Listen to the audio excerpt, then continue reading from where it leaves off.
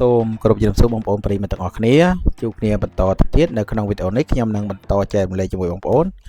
នៅកម្រងសំណួរចំនួន10បន្ថែមទៀតសម្រាប់បងប្អូនដែលកំពុងតែត្រៀមការប្រឡងប្រជែងចូលជាសិស្សមន្ត្រីក្រមការនៅសាលាភូមិន្ទរដ្ឋបាលឬក៏ជាសិស្សមន្ត្រីជាន់ខ្ពស់ហើយក៏សម្រាប់បងប្អូនដែលចង់ប្រឡងក្របខ័ណ្ឌតាមក្រសួងស្ថាប័ននានាផងដែរចឹងកម្រងសំណួរនៅក្នុងវីដេអូនេះគឺមានលេខរៀង351ដល់360សំណួរកាន់តែច្រើនទៅហើយបងប្អូនចឹងសំណួរចម្លើយខ្ញុំព្យាយាមឲ្យបងប្អូនព្យាយាមមើលនៅក្នុង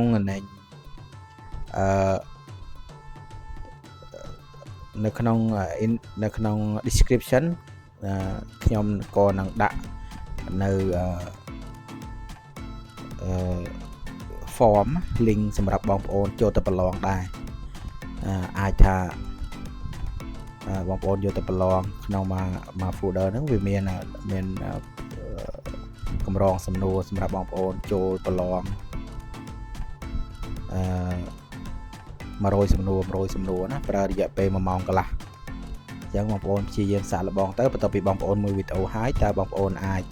ប្រឡងធ្វើត្រូវកម្រិតណាក្នុងចំណោមសំណួរទាំង100ហ្នឹងណាហើយសំណួរស្រួលទេគឺខ្ញុំដាក់តាមលំដាប់ពីលេខតាមលេខរៀងក្នុងវីដេអូយ៉ាងម៉េចគឺសំណួរចឹងឯងណាអញ្ចឹងបានថាបងប្អូនព្យាយាមកត់ខ្លះទៅក៏ល្អដែរបាទនោះគឺសម្រាប់តែបងប្អូនដែលចង់ប្រឡងជាប់ទេណាបើបងប្អូនមិនចង់ប្រឡងជាប់មិនបាច់ធ្វើទេណាតោះហើយយើងកុំគិតវែងឆ្ងាយពេកទៅកាន់សំណួរទាំង10សំណួរទី351សួរតើព្រៃឈើកម្ពុជាមានប្រមាណប្រភេទចឹងចម្លើយមាន3ប្រភេទ4ប្រភេទហើយនិង2ប្រភេទចឹងចម្លើយដែលត្រឹមត្រូវគឺ2ប្រភេទបាទបន្តទៅទៀតសំណួរ352សួរថាក្នុងជំរឿនឆ្នាំ2019តើចំនួនសរុបបរិសុទ្ធនិងស្ត្រីមួយណាមានចំនួនច្រើនជាងដែលយើងស៊ូថាមាន15លានអ្នកជាងណា15លានអ្នក15លាន5សែនប្រហែលមើលណា200ដឹង211អ្នកហ្នឹងតើប្រុសច្រើនជាងឬក៏ស្រីច្រើនជាងអញ្ចឹងចម្លើយដែលត្រឹមត្រូវគឺស្រីច្រើនជាងប្រុសបាទឥឡូវមនុស្សស្រីច្រើនជាងប្រុសហ្មងបើបងប្អូនមិនជឿទៅមើលតាមវត្តយាយច្រើនជាងតាតិចទេតែយាយច្រើនបន្តទៅទៀតសំណួរទី353សួរតើកម្ពុជាធ្លាប់ធ្វើជាប្រធានអាស៊ានលើកទី1នៅឆ្នាំណាចឹងមានឆ្នាំ2001 2002 2003ចម្លើយដែលត្រឹមត្រូវគឺ2002បាទលើកទី1 2002លើកទី2ដូចជា2012លើកទី3 2022 2010ឥឡូវយើងធ្វើដូចធ្វើប្រធានអាស៊ានដូចបាន3ដងហើយ3ដងបាទតទៀត354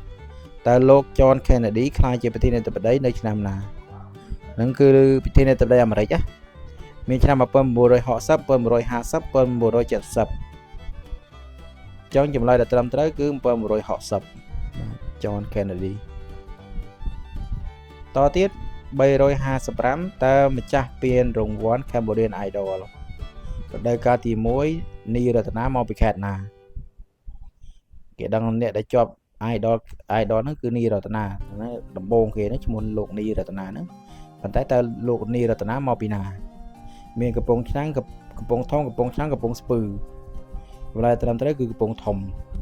បាទអញ្ចឹងសំណួរទី356សួរថា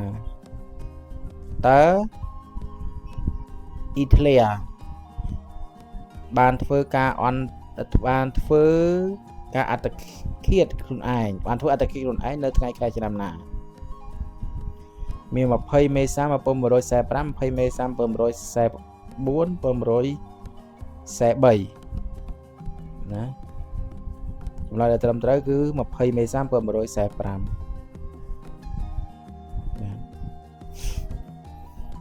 សំណួរបន្ទាប់សំណួរទី357សួរថាតើជំរឿនឆ្នាំ2019តើចំនួនសរុបចំនួនបរិសុទ្ធសរុបមានប្រមាណភាគរយសំណួរមុនហ្នឹងសួរថាប្រុសស្រីច្រើនមួយណាច្រើនជាងគេថាស្រីអញ្ចឹងបើស្រីច្រើនជាងបានន័យថាស្រីលើ 50% អញ្ចឹងប្រុសមិនអាច 50% គឺក្រោម 50% តែប្រមាណមានមាន 40.5% 45% 48.7% អញ្ចឹងចម្លើយដែលត្រឹមត្រូវគឺ 48.7%មួយទៀតតើរឿងសពសិទ្ធត្រូវបាននិពន្ធនៅឆ្នាំណាអញ្ចឹងចម្លើយមានឆ្នាំ1920 1935 1914អញ្ចឹងចម្លើយដែលត្រឹមត្រូវគឺ1914រឿងសពសិទ្ធរឿងល្អមើលបងប្អូនមិនល្អមើលល្អស្ដាប់ពីអានទៅជក់ចិត្តមានកំណាព្យកាប់ឃ្លោងស្នេហាអីចុះទៅអ្នកដែលអត់អ្នកអត់មានគូអានទៅហ្នឹងទៅអាចចេះញ៉ែសេរីណាអ្នកដែលអត់មានដែលគេហៅថាបទពិសោធន៍ក្នុងការញ៉ែកំមុំហ្នឹងអានរឿងសពសិទ្ធហើយចេះញ៉ែបណ្ដោយហើយញ៉ែបានព្រោះល្បិចនៃការញ៉ែស្រីគឺមាននៅក្នុងរឿងច្រើនបើមិនជឿអានមើលតទៀត359តាមប្រពៃណីតើពិធីរៀបអាពាហ៍ពិពាហ៍កំណត់រយៈពេលប្រហែលថ្ងៃមាន2ថ្ងៃ3ថ្ងៃ4ថ្ងៃថ្ងៃគេធ្វើតែ2ថ្ងៃឯងអ្នកខ្លះធ្វើតែព្រឹកបាទឥឡូវគឺកាន់តែខ្លីទៅហើយទៅទៀតលេងធ្វើទៀតក៏ថាបានដែរអញ្ចឹងពីមុនមិនមែន2ថ្ងៃអញ្ចឹងឯងវាដឹងតែច្រើនជាង2ថ្ងៃតែប្រហែលថ្ងៃ3ថ្ងៃឬក៏4ថ្ងៃចម្លើយដែលត្រឹមត្រូវគឺ3ថ្ងៃណាតាមប្រពៃណីឯងតែឥឡូវដោយសារពេលកតាពេលវេលាកតាធនធានអញ្ចឹងណា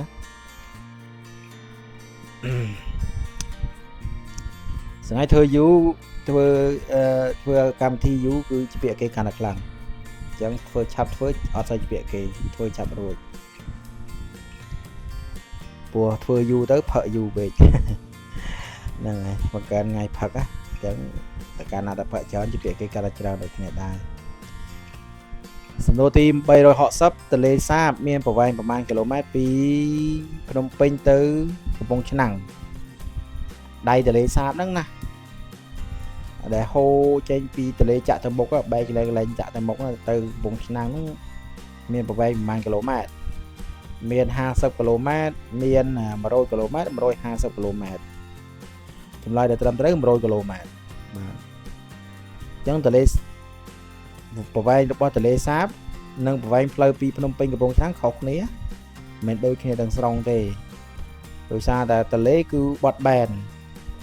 កងាច់កងុចមិនមែនត្រង់ភ្លឹងដោយផ្លូវជាតិលេខ5ទេភ្នំពេញកំពង់ឆ្នាំងយើងជិះតាមផ្លូវជាតិលេខ5វាមានចម្ងាយទាបខ្លីជាងហ្នឹងតែជាង90ទេតែបើជិះទូកជិះកាណូតតាមទន្លេហ្នឹងគឺត្រូវប្រើរយៈពេលនឹងចម្ងាយហ្នឹងគឺ100គីឡូម៉ែត្របាទហើយកុំសួរខ្ញុំថាហេតុអីណាពួកខ្ញុំឆ្លើយហើយថាទន្លេគឺវាបត់បែនកងែងកងងបាទអញ្ចឹងមានតែប៉ុណ្្នឹងចុះនៅក្នុងវីដេអូនេះនៅខុសត្រូវយ៉ាងណាសូមជួយកែតម្រូវគ្នាទៅមកទៅវិញមកជួបគ្នាក្នុងវីដេអូបន្ទាប់